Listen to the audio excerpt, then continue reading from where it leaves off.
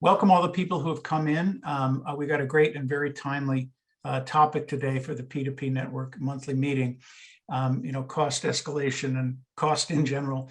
And we're lucky to have with us Wayne Mortensen and Adrianne Steichen and Lynn Temple, who are going to talk about the topic based on a presentation that was given at AI National, I guess, Adrianne, this year.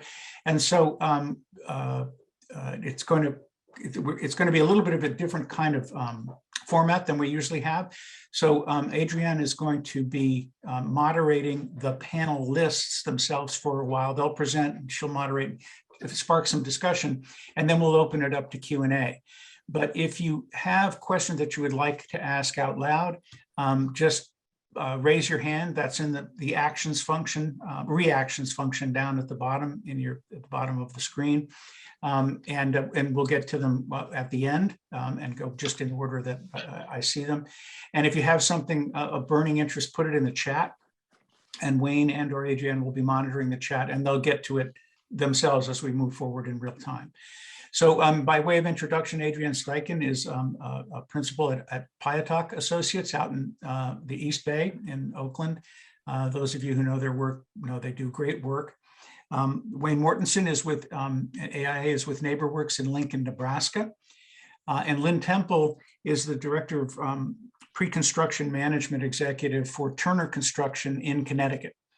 So local, right over the pike. It depends where you are in Shelton. So, so welcome all three of you. And with that, I'll turn it over to Adrianne. I'd like to remind everybody, please mute yourselves. If you look on on the participant list, there's a mute button that you can use and click and mute yourselves. And then when we get into the conversation, I can unmute you or you can unmute you if your hand is raised. So following my own advice, I'm going to mute myself now. And hopefully everybody else will as well, except our three presenters. And so it gives me great pleasure to turn this over to Adrianne Steichen from PYATOK. Hi, thank you. Nice to see everyone. I want to thank Kathy Dorgan for connecting us to the peer-to-peer network. This is going to be a version probably, but new to some of us, of a presentation that Wayne and I were a part of in, I think, the fall for AIA's Housing and Community Development webinar series. And we talked about the cause and effect of cost escalation at that time. And I believe Wayne has a presentation that he shared at that time. But I think there's also going to be sort of new information that we've gotten in the last 6 months on cost escalation and really how that is affecting the work that we're doing in our various little enclaves around the country. So I think with that, I will turn it over to Wayne. All right. Well, thank you all for having me. You guys might be wondering, why am I hearing from an architect in flyover country about this topic? It's mostly because I was well networked into the AIA, but before moving, I grew up in Nebraska, and before moving back home, I spent 20 years in St. Louis and DC and Cleveland. So please know that my perspective is informed by those experiences, mostly in planning and then later in community development and affordable housing. So that's what I do now. Is I'm the CEO of NeighborWorks Lincoln, and I will share my screen here so that you guys. I put in a little bit of visual intrigue here, knowing that there's going to be a bunch of architects with us today. So do a full size this. Okay, everybody see that all right? Okay. Excellent. So I'm going to go through this pretty quickly, but my role in this panel is to present a little bit of a practitioner's perspective as an affordable housing developer. That's really what the housing and community development knowledge community is primarily focused on, though we do get into issues of urban design and equity and planning as well. But then to also just give us the 30,000 foot level of how we got into this mess in the first place. Which architects aren't necessarily engaged in. So hopefully this will be some new information, and happy to zoom in on anything in particular that people have issues with. So it's important to realize nationally that single family housing starts have taken a huge tumble. In the last year, we're down 4.5% in single family housing starts. stud price was up at one point over 3 times, and you'll see later that there's been a little bit of a dip, and now we're back up to really scary territory again. Multifamily starts are 3 times slower than single family. We're seeing a dip of about 14% there. The sheathing price in May of last year, and I'm really realizing that some of these are a little dated, but they're still highly relevant to understanding kind of where we're looking today. There were 4x8 pieces of 23/32 sheathing in the South selling for almost $80 a piece. And when you're used to paying $14 to $16 a sheet, you can imagine what that adds to the pricing of a affordable housing development. We saw, and this is obviously being passed along. We've seen nationally that the inflationary pressures are not being absorbed by those that are, distributing and selling, but rather being borne by the buyers themselves. And the same is true in multifamily, with market rate rents increasing by almost $120 in the last year. And then nationally, we're seeing a surcharge for almost $40,000 in single family construction. And that bears out in what we've been experiencing with our own units. And really, that comes down to Jerome Powell at the Fed and this statement: if you're an entry-level housing buyer, it's a problem because it's just going to be that much harder to get that first house. And that's all we do at NeighborWorks Lincoln, really, is to try to prepare and build and get people into safe and dignified housing, often in their first-time homeownership opportunity. So if you look at where we're at in Nebraska, and we're in the capital city in Lincoln, which I think you could compare favorably to a Des Moines or a Madison, Wisconsin, or a Lawrence, Kansas, kind of a contrarian urban place in a large sea of kind of otherwise rural or small town fabric. But I'm saying Nebraska is Lincoln, Nebraska is a lot more similar to the housing market that Adrianne's in the Bay Area, as opposed to any of those other locales that you would think of when you think of the Midwest.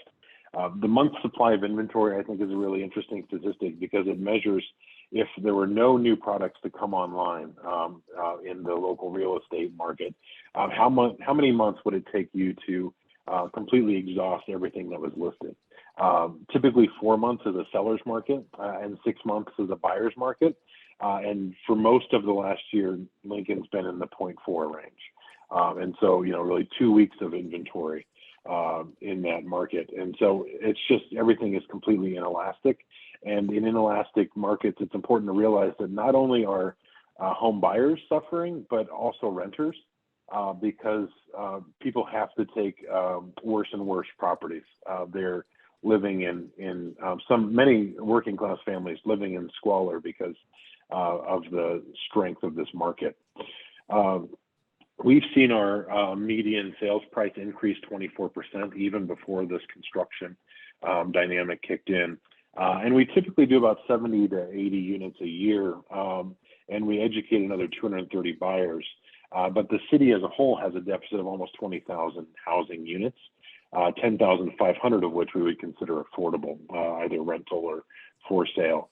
And what we're seeing in the pricing market is an escalation of almost $50,000 per unit. And that's, August over August, that was 25%. And it hasn't changed. I'll show you a diagram in just a second here.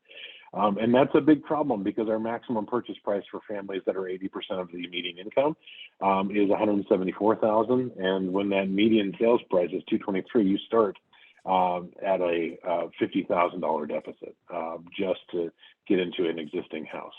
And so for the last year, we've had actually a construction freeze because we couldn't legitimize that much subsidy for our clients. So here, I'm gonna Tarantino this. That was kind of the end, and I'm gonna circle back to how we got here. And just to take us all the way back, it's important to realize that this storm that we're currently suffering started in 2006 with the housing bubble. We saw some rampant inflation there. Does that sound familiar? We saw a lot of speculation, also familiar. I think we're seeing nationally, I read today, 1 in 8 home sales this year were by investors, not by homeowners. And so our market has become incredibly distorted because real estate has now become the biggest investment scheme, maybe besides crypto. And then the subprime lending, which you guys don't need a lesson in, but all of that combined to lead to that first recession back in 2008.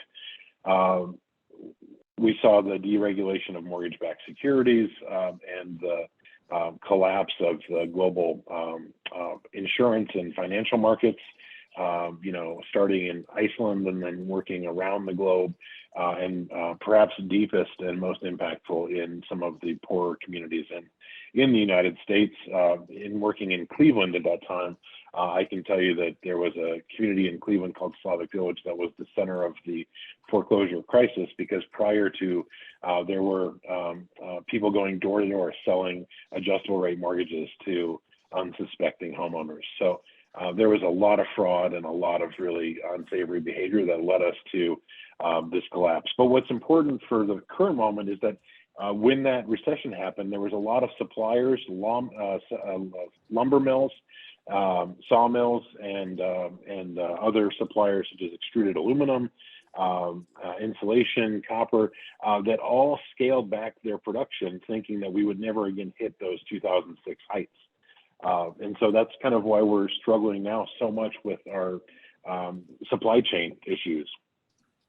The Great Recession, as you all know, there was a slow build out of that during the Obama administration, but then the Trump administration's trade policies and the kind of isolationism that they embraced in terms of their trade and monetary policy further exacerbated the dynamics of these supply chain issues.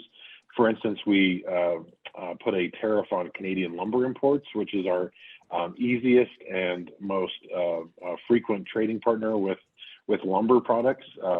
Fortunately, they started with a 24% tariff and then eventually lowered it to a 9% tariff because of outcry from folks like all of you on the call. And then the trade war with China, which covers aluminum, steel, and larger manufacturing issues like computer chips and the like, batteries, et cetera. The pandemic, I don't need to relitigate any of this for you guys. You all lived through it and are living through it still. But at the earliest signs of the pandemic, when the economy started shutting down, those same suppliers, threw the brakes on lumber and extrusion and materials because they feared the same thing was happening as what they saw in 2008. Instead, because we were all at home, demand actually surged because we started getting to our honey-do lists and our home improvement projects. And so you guys will remember the first summer of the pandemic, there was this huge run on lumber-treated or pressure-treated lumber because everybody was building decks and doing outside projects. And so the exact opposite happened. And so we've gotten really very bad at trying to prognosticate supply and demand. And then we've seen since the supply chain collapse. And then commodities pricing is what I'll go through in just a minute. It's important to realize that the Biden administration now owns all of those policies.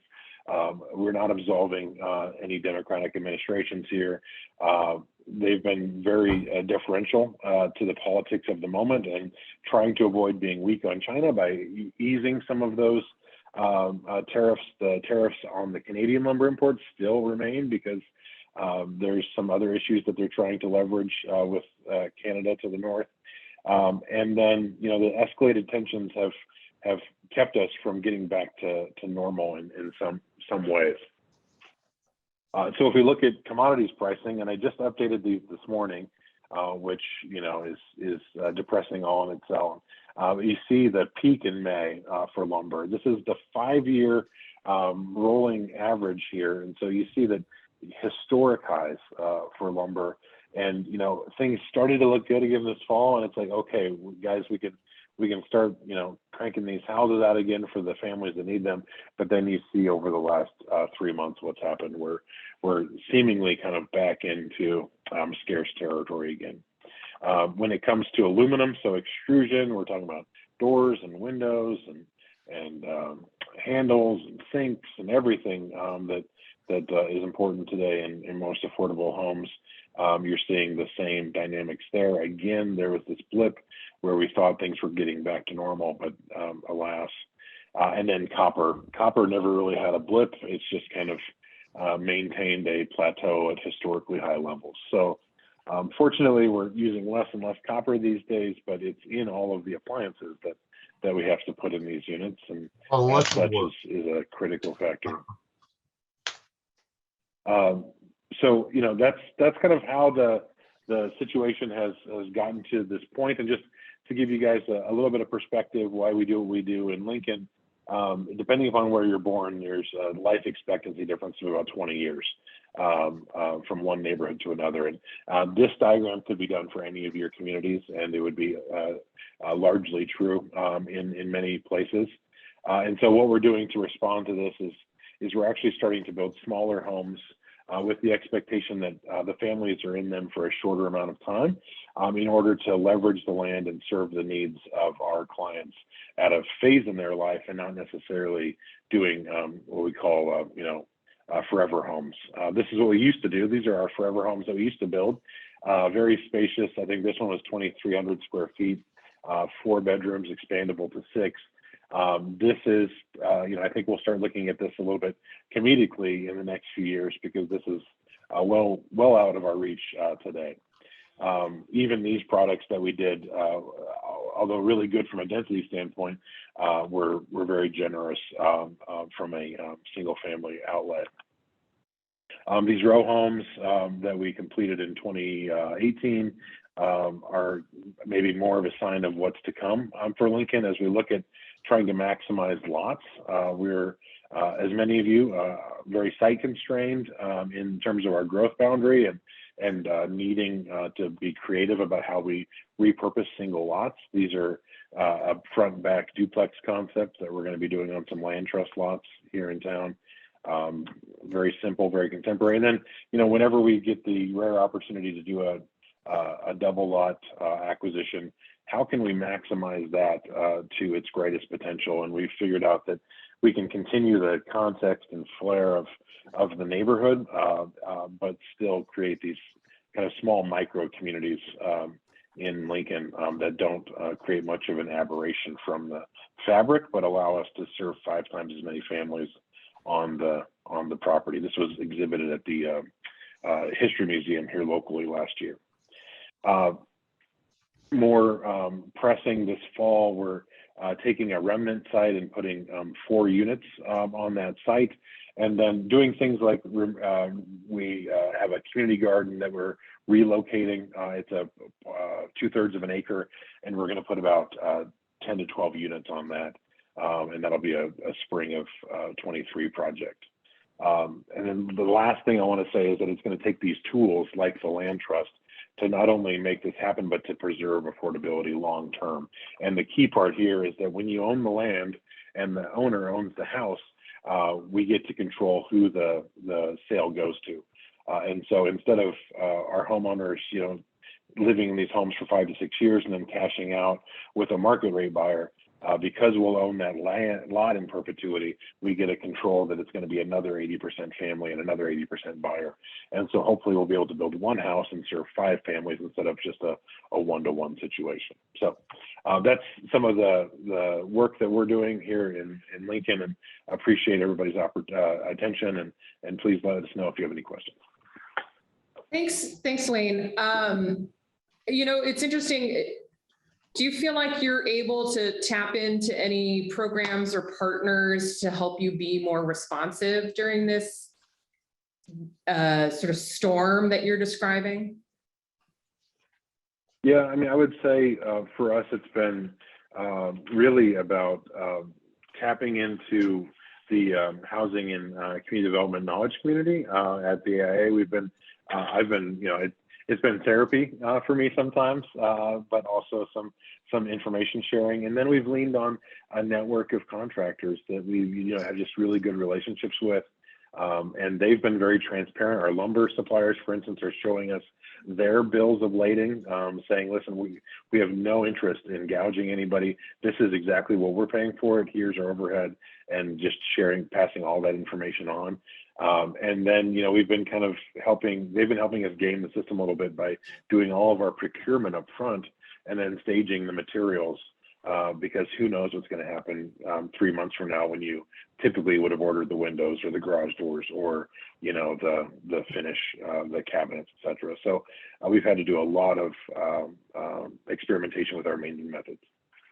Yeah, I would say that from our experience, the just-in-time ordering or the just-in-time buying so that materials and equipment is showing up on site as you need them is not working right now. And you are needing to procure ahead of where you might really want to. And we're certainly experiencing not only increased costs, but actual shortages where the products just aren't getting manufactured. I don't know if that's something you're experiencing. I see some nodding heads in agreement with that, with Lynn as well. Yeah, I can. Yeah, and Adrianne, Go ahead, Wayne.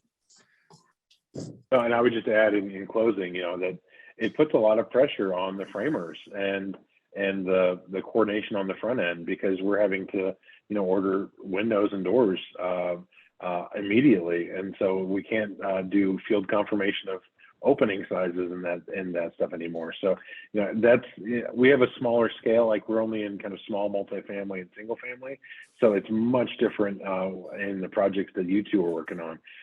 But I think that's one of the universal truths, is that coordination is even more important now, because you're going to have to live with the decisions you make at the beginning of a project.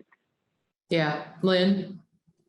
Yeah, I thanks, Adrianne. I'll jump in. I don't have a lot of PowerPoint presentation slides. It's interesting. All the stuff that Wayne pulled up in terms of future commodities was going to be one of the things that I touched on. One of the couple of them that, and I'm not even going to bother to share at this point, but one of the ones that Wayne didn't touch on, which I think is interesting, and I'll just spin this dynamic a little bit differently than he touched on, I think, the politics and a bunch of the other stuff, that the pandemic. One of the other things that's happening, oddly enough, in this international commodities market that we're involved in, which feeds a lot of materials for all the stuff that we get, is something odd like coal.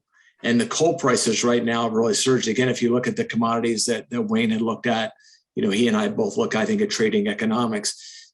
Coal is through the roof. And one of the reasons why coal continues to be elevated is that there's a lot of stressors going on in China.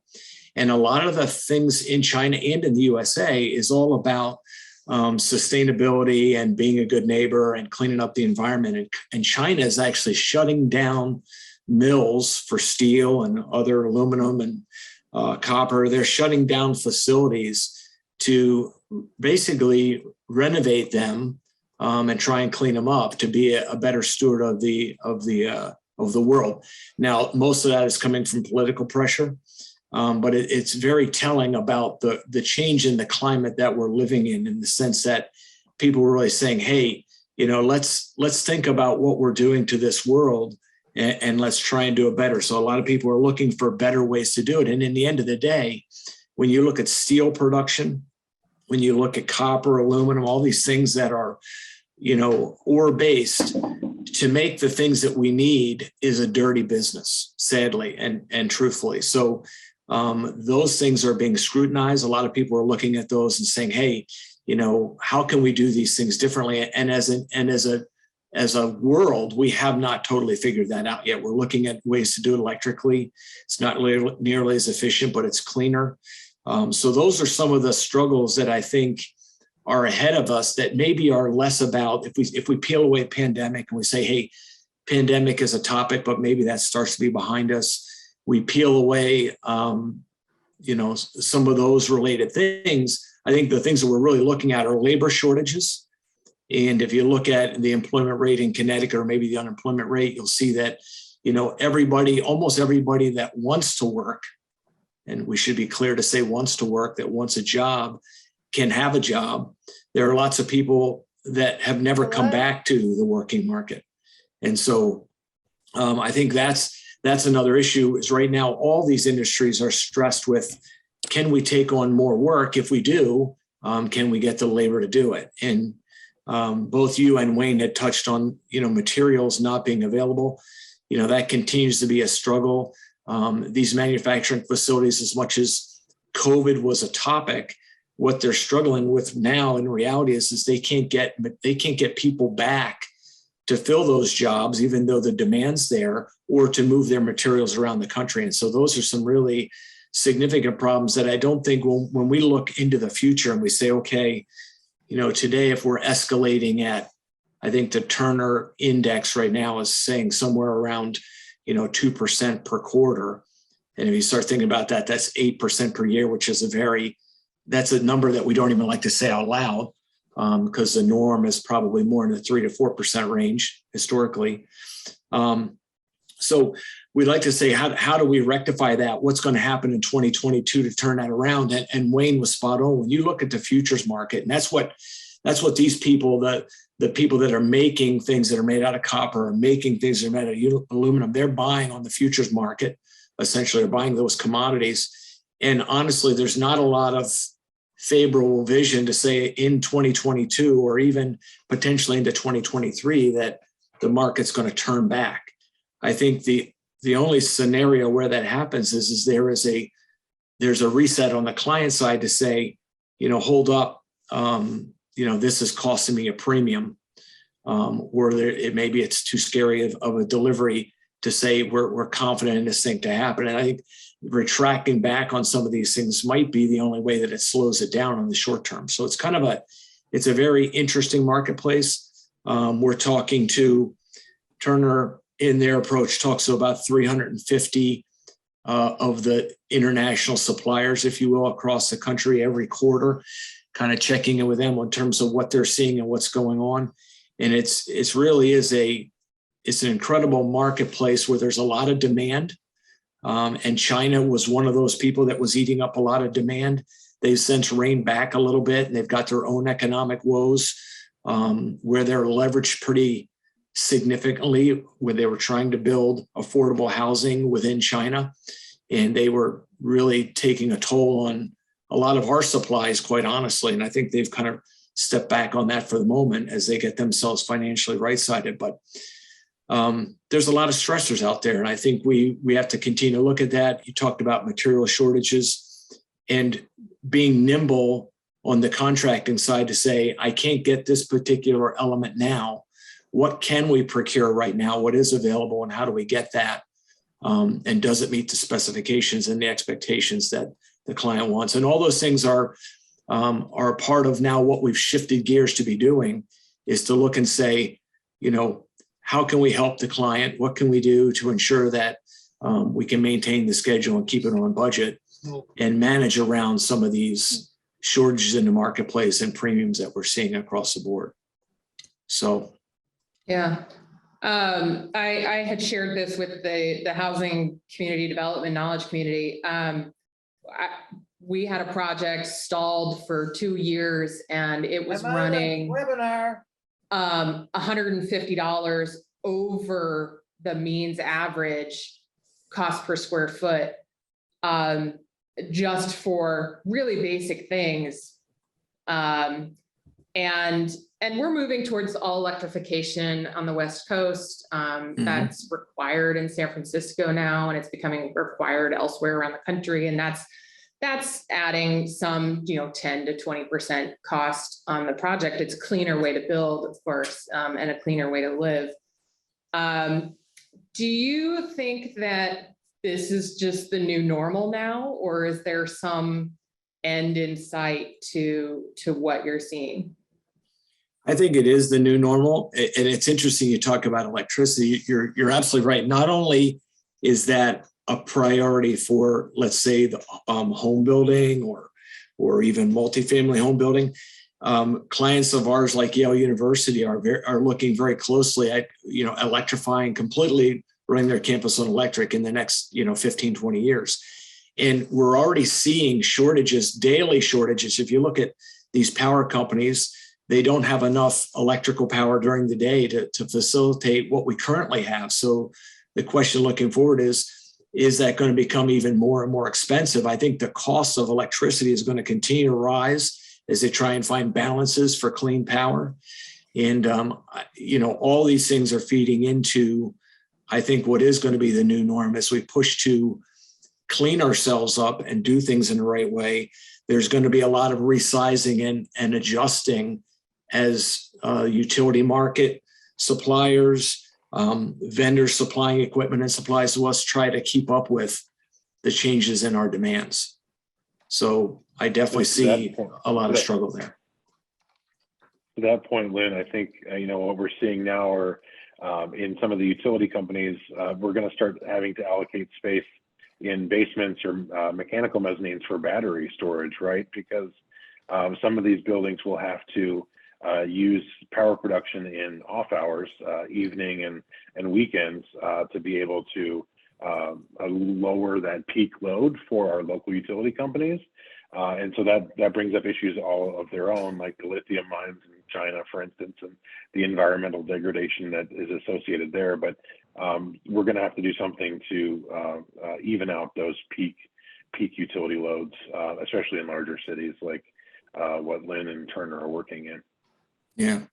I mean, so between solar, hydro, and wind, if you think about those scenarios, if you look at the wind world right now, and there's a lot of large turbine fields that are talking about going in, some of them are actually moving forward.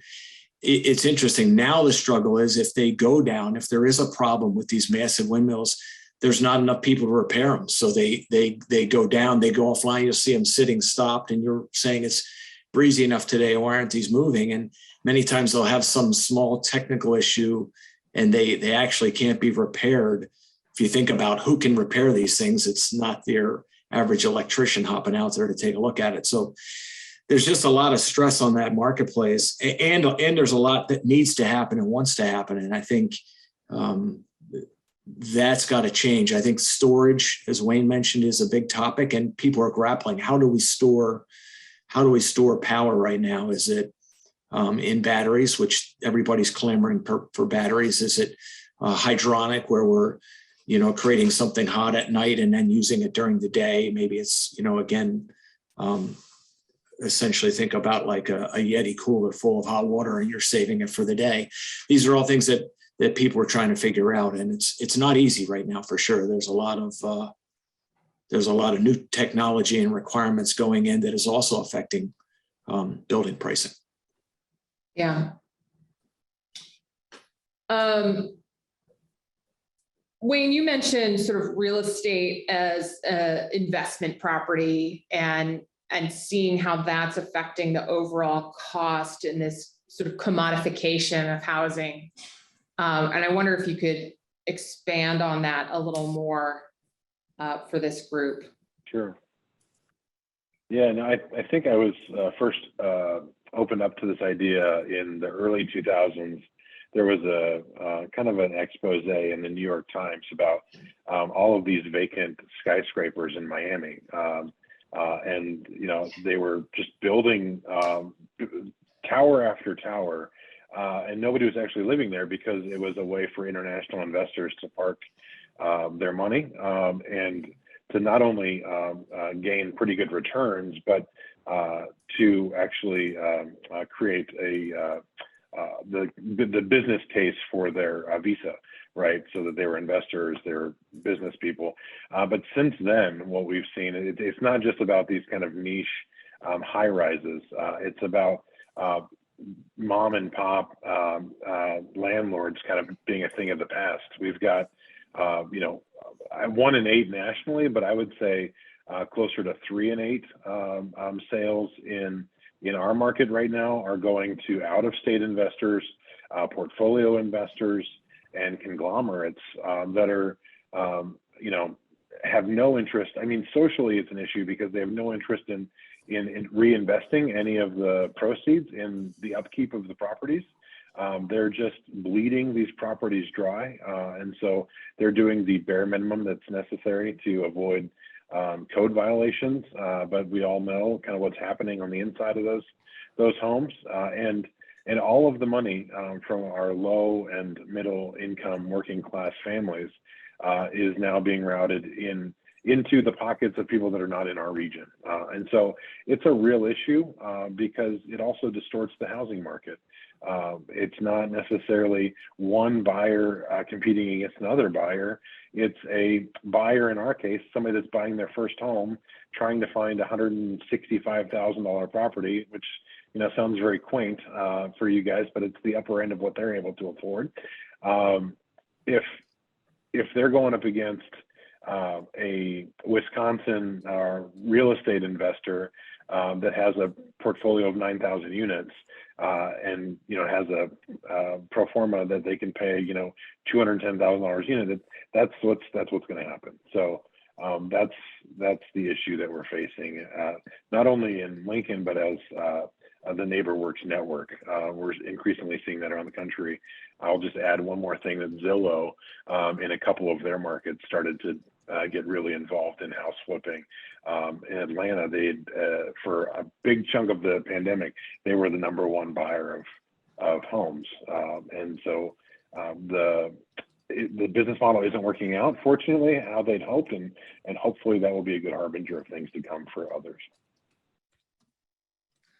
There's a couple of questions in the chat, two from Stephen Hall that I want to sort of meld together about the scarcity of Doug fir related to climate change. And then I want to connect that actually to mass timber construction and how that could affect mass timber, which is being seen or being talked about as the potentially new sort of golden solution. And how real is that given the scarcities that are potentially coming in forest production?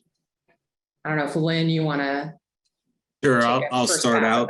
I'll take a first crack at that. So it's interesting. I was working on another panel like 6 months ago, and we were talking about wood materials available within the U.S. And a large percentage of U.S. dimensional lumber is being shipped to China. And that was, they actually take, if you think about the majority of our dimensional lumber, you think, why would we be exporting it to China?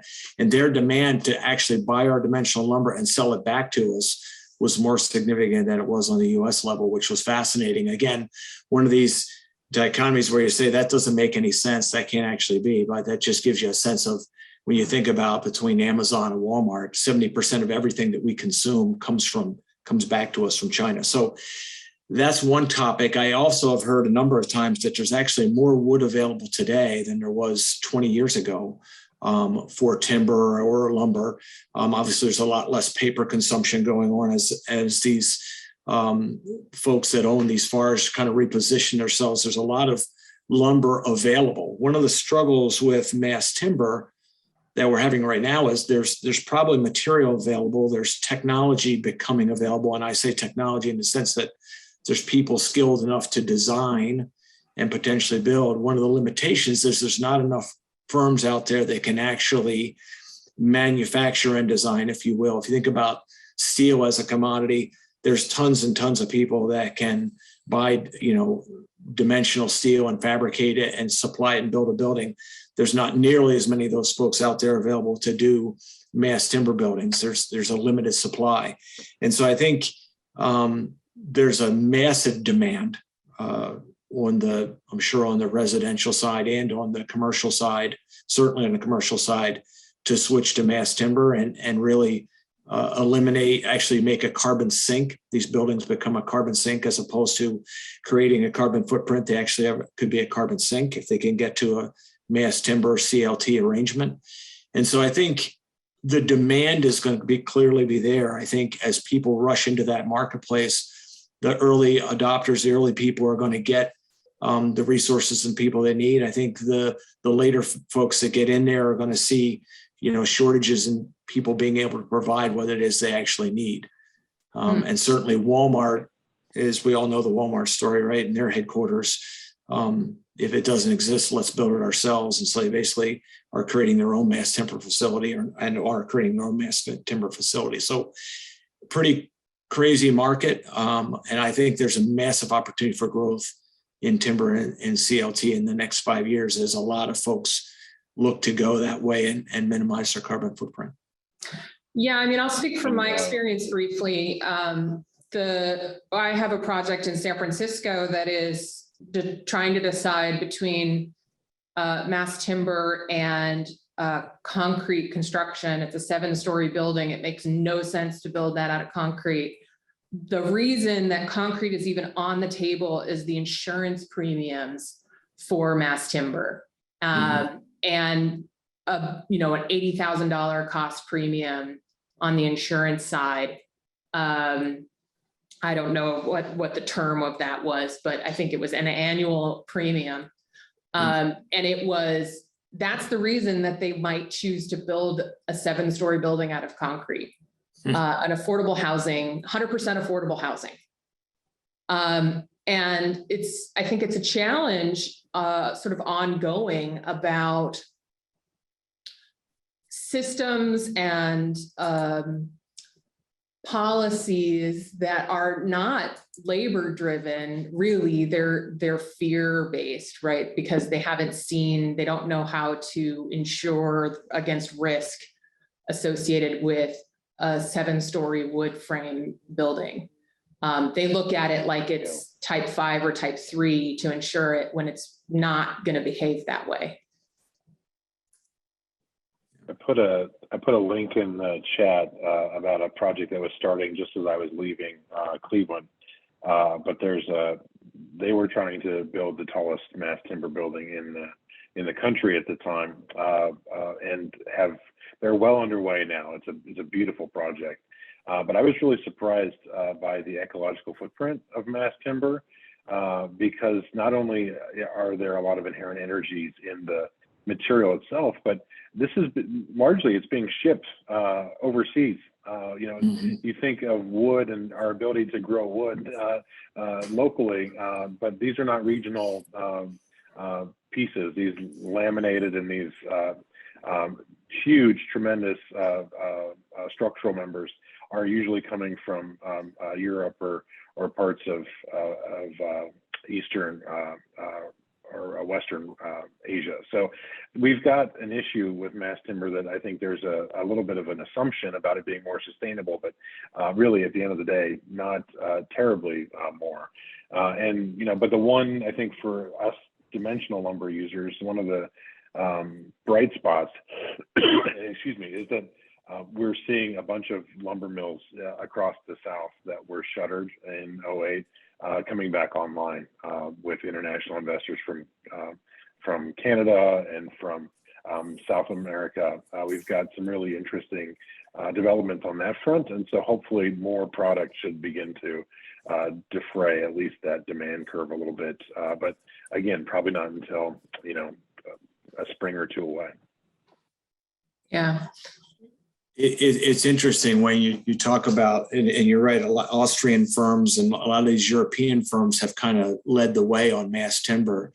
And I think they're more adept at it. They've been doing it a little bit longer, but I do feel like there's a lot of strong US, Canadian firms ready to compete in the Northeast marketplace. And again, they're coming late to the game, or maybe late to the game is not the right terminology, but they're not as entrenched as they want to be. But I quickly see that traction gaining. And so as much as the Austrian firms have been able to bid and secure a lot of those early projects here in the US, that's quickly flipping script and coming back to the Northeast. So that will change. And again, I think you'll see some of those numbers come back down. Adrianne, as you were saying, in terms of where the dollars are, I think it's particularly on commercial office buildings, which a lot of these buildings are more office space as opposed to residential. We're going to quickly see them come back in line and compete with the steel market, especially with the pressure on steel. And Wayne showed the graph. It's interesting. Steel massively spiked in late 2021, came back down again, and now continues to ride back up based on the price of coal and, again, the Chinese mills. So if that continues to stay in place, then I think there'll be a continued draw to mass timber and CLT in the US. Yeah. We're actually experiencing something quite odd right now, which is really a lack in quality or a degradation in the quality of materials that are getting produced. So not only are they costing more, taking longer to get to us, they're not even of the quality that they used to be. The most egregious example I can share is that we've got some vinyl windows that have silicone all over the flanges, which means that the waterproofing will not adhere to them. And it's creating all kinds of installation malfunctions, really, which is adding cost to construction to monitor, to come up with different solutions, et cetera. It can get out of hand real quick. I don't know if you have any thoughts on that, if that's something that's just special for us, or if that's something that might be happening more rampantly. Wayne, do you want to go first, or do you want me to chat about that one? Yeah, no, This is Dean. Let me interrupt for a second, because you know, if there's people in the group who want to respond to Adrianne or any of these other issues, when we start getting into that level of granularity, I mean, Yeah, that's what we get together to yak about, is like window flanges. So you know, if you want to jump in, either raise your hand or just jump. Okay. thanks, Dean. for sure. No, I think it's a lot of suppliers just trying to keep their chains alive, and they're accepting lower quality materials on the front end and not able to produce the same quality that we expect on the back end. But I just want to point out, Adrianne, that you know, I'm sure you've mentioned once or twice, when I was a young architect, and so we've all gotten to the point now because of this recession that we're making the same arguments that our grandparents used to make about the world as it is. We're now those people, Wayne. Yep. I think that some of the material issues, and it's going to feed into labor, it all goes back to labor to some extent, and the folks that can automate and maintain that quality a little bit different. But I think it is a struggle. I think it's a struggle on the manufacturing side, just like it's a struggle on the job site side. We've got a young generation of folks coming up that for whatever reason, we haven't trained them right, or they haven't got the right skill sets maybe to ensure that there is a high level of quality and taking ownership and responsibility for what they do. And so I think we're going to see there'll be some ups and downs on that over the next few years, as well, as we try to figure out what does that next generation of great builders look like. Or it's interesting, like you think about the home builder, what a great person. And if you look back, that was a great career. You know, you have a great career doing that. And I think now it's hard to find people that are right off the get-go want to follow that path and go that way. And how do we change that dynamic a little bit? Yeah. So. Adrianne, Steen again. So there was an issue in the chat that you touched on for a second, but it'd be nice if you could unpack it with everybody a little bit more. This idea of electrification costing more, and if that's in the future, I think amongst a number of us, it's like, really? I mean, I get the cost to own could become more depending on the cost that Wayne was talking about pricing and that kind of thing, but the cost to buy an electric system, is it really more? And if so, maybe you could unpack what you're seeing that's driving that cost. Yeah, I mean, what we're seeing, or what I was describing for this project of ours that had been stalled, it was 10 to 20% cost premiums on appliances, particularly, which, you know, in the long run, you get an ROI on that helps offset the cost, but the initial first cost was adding to it. And then the other thing that we were seeing on that particular project was a significant portion of the cost of construction going towards building electrification specifically, and the associated systems of I think it's a $50 million project. We were seeing over $3 million associated specifically with building electrification. And some of that is the upsizing of the electrical system itself. the cost of larger transformers and systems to manage the electricity coming into the building is adding cost, taking square footage, rentable square footage away from other spaces in the building. Particularly in some cases in California, we're not allowed to underground our transformers. We have to keep them in the building. So you end up losing, 500 square feet, 600 square feet in frontage that you would could otherwise be rentable square footage, either commercially or residential. So it's a equation in the pro forma that gets messed with too. Terrific. I just because I know that Lynn, you've got to blow out of here now-ish. Yes. Okay. Well, so everybody join me in saying, well, we wish you could stay longer, but we understand it, and many thanks for coming. So just drop off when you need to. There were a couple of other comments based on what you were just saying, Adrianne, that Kathy Dorgan had one about heat pumps, and I think that goes to your appliance issue. And then Melissa Kopp's commented on the ROI because our electric rates are so high. Kathy or Melissa, I don't know if you want to jump in and just elaborate a little bit on what you were saying for the group, or we can move on and see if anybody else has their hand up. Yeah, I'm glad to jump in. I'm just, with many things, but particularly heat pumps and HVAC systems and things like that used to be such a less expensive and easier to get bids on solution, where I'm having a lot of trouble. So I'm very interested if anybody can share the names of contractors that they've had good results with recently, just to get a more robust bidding for their work. And that goes out to anybody on the group, if you've got any experience with that, unless you want to guard it as a closely kept secret and not let anybody in on how to bid it. But is there anybody who wants to comment on that? And or Melissa, do you want to elaborate on the ROI comment you put in? Sure. I mean, we have the highest electric rates in the contiguous 48 states and Connecticut. And so there's this crazy disincentive to electrify where, we know that it's going to improve people's health. It's going to lower greenhouse gas emissions, like a lot. Like there's these huge benefits, but people actually end up paying more money for heat pumps, even though they're way more efficient.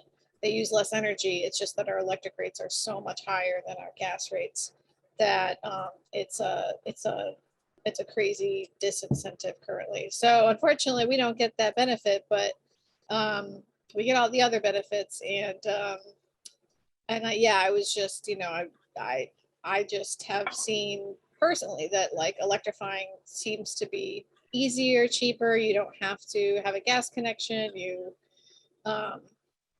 Like the equipment is easier to install. Like, I don't know, I just like I'm the architect for the city of New Haven, and we do have a electrification resolution from the alders, so we're required to electrify, but like for us, it's easier to plan for electrification than anything else. So anyway, that's just I was just surprised to hear that. I was just kind of like, where's that coming from? Yeah, I was too.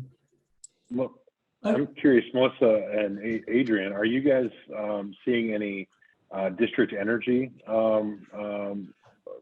initiatives where you're at in terms of energy creation and district contracting, anything like that? I'm not seeing anything personally.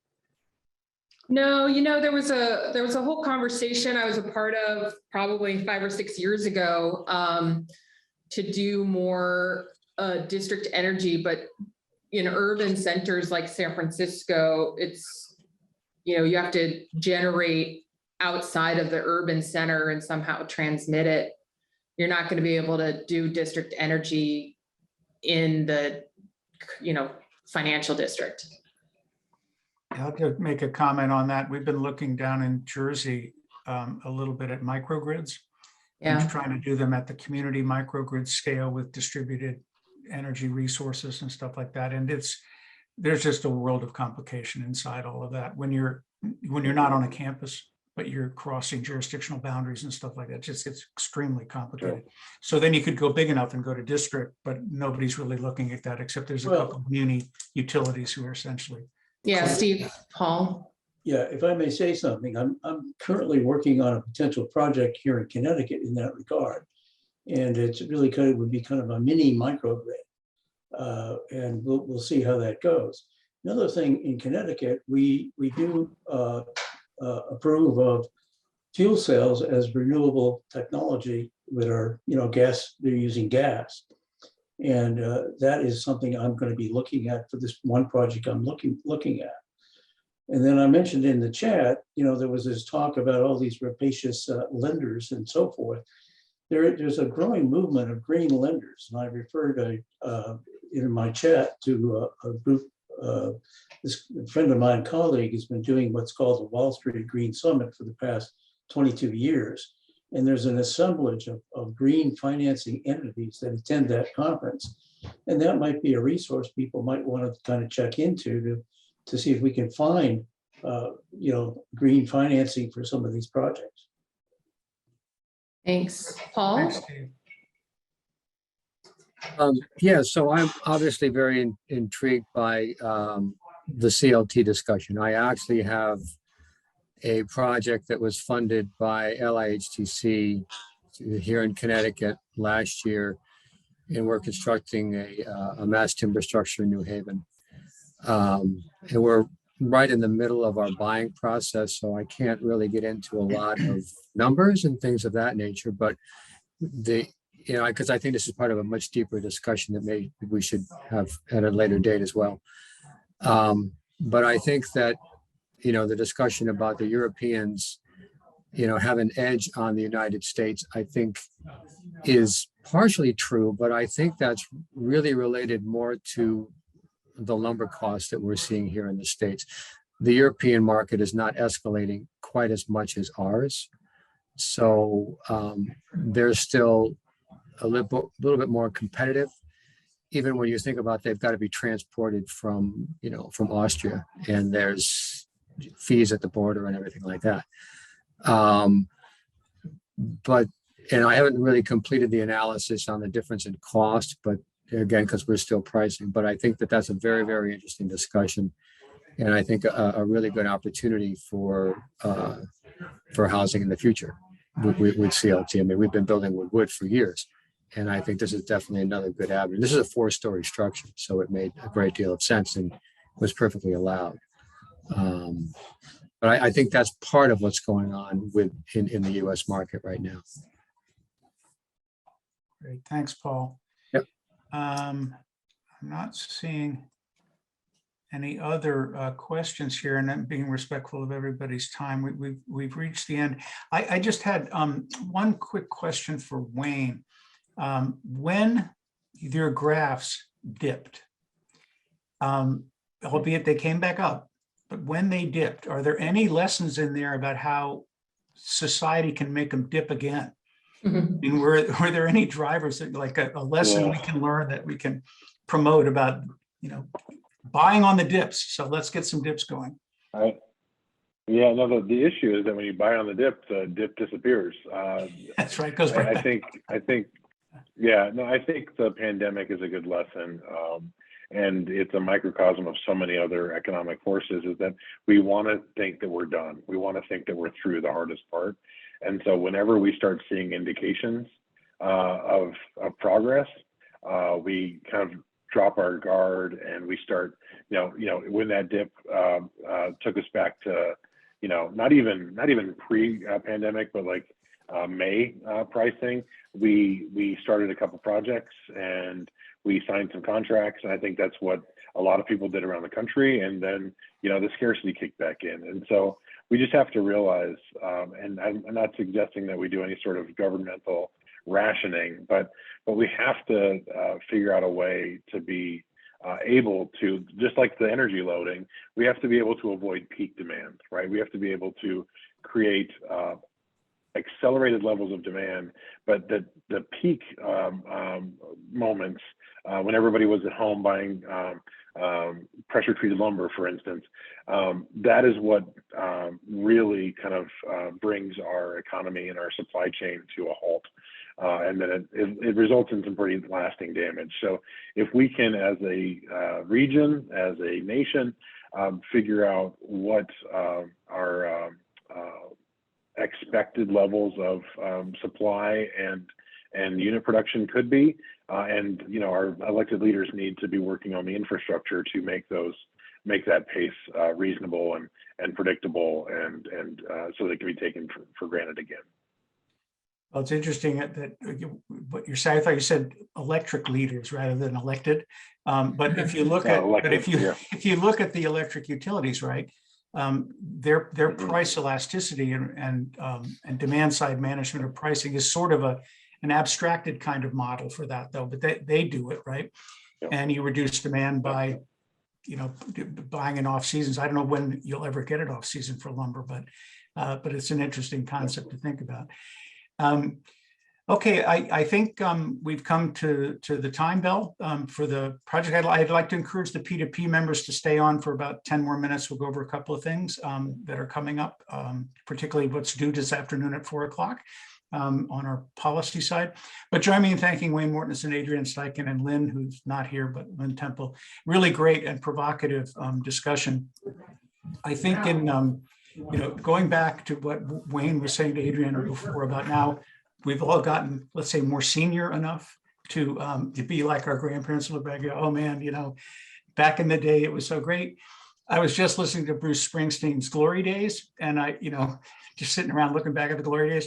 We can't do that based on what we've been hearing today. So in spite of the fact that the good old days were the good old days, we've got to make that, the coming days, the good new days, and see the glass half full as much as we can. So, but thanks for the great information. And I think based on the questions and conversations, it was a really good session. So many thanks. And Adrianne, regards to Mike when you see him. So I will say hi for you.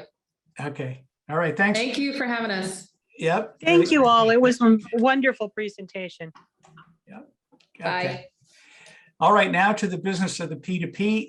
Those of you who haven't been participating in this, we have had some conversations, very rushed conversations over this past week about the solar incentive program that's being proposed that we heard on from Mackie last P2P meeting. Public comments are due. Let's see, how soon are they due? They're due by 4 o'clock this afternoon. But we came up with some potential talking points in a group. I think I can share them. Where did I put them? And I think most of you will have seen them. If you haven't, email me and I can send them to you. Although again, it's pretty late in the day. Let me just share my screen here and show this. Okay, can you all see it? So Yes. I'm not going to go through this in any detail. If you want to get it, a group of us got together, maybe 15 of us, and sort of bashed through some of this stuff. But we said that it could be nice to have some suggested eligibility criteria and make the tent pretty large. And so that's what these are. So we would suggest to PURA that you keep the eligibility, a wide tent to have a lot of people have access to this program. And then the thorny issue of sharing benefits between tenants and landlords. We took a whack at that, and people on the call team and others thought of maybe creating a pool or a fund or something. So we're suggesting that as something that PURA might consider, but it's not a one size fits all, because we've already found out that there's situations where people really don't have tenant organizations that can do something like this. But anyway, these are here. If you want them, want these talking points in a way to put together some kind of letter to PURA to get your influence in, just let me know. And I just want to share one other thing that, see if I can find it, that Kathy sent out yesterday. So you can see the where you send it. So the pura.executivesecretary@ct.gov and reference docket number 210802. is a way that you can send it, or you can go to the Pura portal if you're already registered. Apparently, the portal itself is a little difficult to register for, so I'm not registered, so I'm going to take advantage of this, sending it to this number. Kathy, do you want to, or anybody on the call want to add anything else about this issue?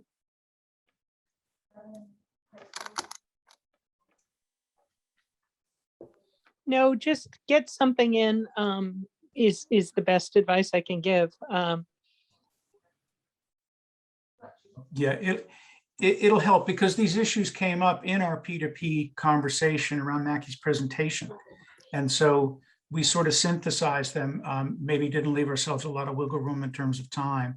But we can use these talking points as the basis of at least getting some input into Pura. And if enough of us do it, it could have some impact. So I'll close that. And then I'll see if is there anything else that people have on their minds right now that we can talk about? I want to pull up one other thing, but I've got to call it up. Well, then let me share this. It's my last share. Ooh, I have something. Okay. I've been kind of combing through the legislation that's been being proposed. And one of the things that caught my eye was something about the right to EV charging. And it's basically saying, that tenants have the right to ask for electric chargers at their multifamily properties, which makes sense. But there is an equity issue where, who's paying for the electricity being used to charge the cars, because if it's on a common meter, is that something that then gets distributed to people who don't have electric cars and aren't, so I think there's an equity issue that needs to be addressed. I skimmed the legislation. I didn't see anything. I saw a lot of stuff that was similar to understanding like how people are paying for installing the chargers. I'm not sure I saw anything specific about how people are paying for the actual electricity usage. So like I need to look at it more closely. There's a public hearing on the 24th at 10:30 a.m. on the Energy and Technology Committee. So I think this is something we should weigh in on. I think that, it's worth thinking about, if they're going to be changing contractual language related to EV charging in multifamily situations, then that's something this committee probably would be, would want to weigh in on. Yeah, that's intriguing. I mean, again, it's the unintended consequences are what you don't think about when you think about these things, and it's what bites you in the wherever all the time. So maybe I think we are going to need to have a convening of this small group that worked on the QAP to set up the talks for the next 3 months. So maybe that could be a first one. Maybe we do a session on EV in buildings and see what emerges. So we'll put that into the hospital as well. Yeah. So That's actually a good one, Melissa. I had to do that on a HUD building that we recently just got funded, and there was absolutely no guidance on how to do it. So to keep it fair, they have to use a credit card, Yeah. That's what I did, because I couldn't get any guidance specifically out of HUD on exactly how to do it. Yeah. So I figured that wasn't going to violate any federal regulation. Yeah. So it's Thursday. Okay. The public hearing's Thursday. So sometime before then. Yeah, I think I mentioned in the last call that I managed to get a small grant from AIA National to do a symposium / I don't know what it's going to be, but some kind of get together to discuss grid interactive buildings, efficient buildings, and EV is a big part of that. So yeah, so it's in the ether right now, how we sort of start to deal with all this stuff. So I just wanted to share one more thing, and that is this. Can you all see this? The architectural record, it's an ad for an ARC record, getting to zero in affordable housing. Guess who's presenting? Paul, Susan. Forget these two. So, I'll send this out to the whole group. It should be a fun thing, but, Architect of Record, High Performance Multifamily Housing, sponsored by, I think it's sponsored by Think Wood, right, Paul? Yep. So Yes, just it when is. We're talking about mass timber. So it combines the mass timber maybe as a potential material of the future. Right. That's part of what I'm talking about. Yeah. Okay. So anyway, just wanted to let everybody know that. Shout out Thank you. to our P2P members here. And let's see. I think that's all I have. Anybody else have any comments? Don, you wanted to say something? Yeah, I'm just going to add that one of the comments I'll make to Pura before 4 o'clock today is that I don't think that their legislation at this point in time does anything to support made in Connecticut or manufactured in Connecticut products. I know of a turbine manufacturer in northeastern Connecticut, as well as a dual axis array manufacturer. They're probably both small and may not count to the state, but they should give a adder for manufactured in Connecticut. They used to in the old ZBREC plans give it 10% buffer, I guess I'll call it. If you had a made in Connecticut, manufactured in Connecticut product, you could bid 10% over and they would just knock that 10% off of your bid and equivalent it or make it equivalent to all the other products that were not made in Connecticut. But I think they should have an adder for made in Connecticut and support it. Cool. Okay. Yeah. Thanks for that input. That's good. Anybody else for the good of the order? Going once, twice? Okay. Well, thanks. That was a successful P2P for the month of February, and we'll get together and start planning for the next couple or three. Definitely tune in to Paul and Susan, and have good weekends, everybody. And enjoy what is today the last of the spring weather before we go back into winter for a little while. But, it should be fun. So, all right. Thanks. Have a good one. Okay. Thanks, Dean.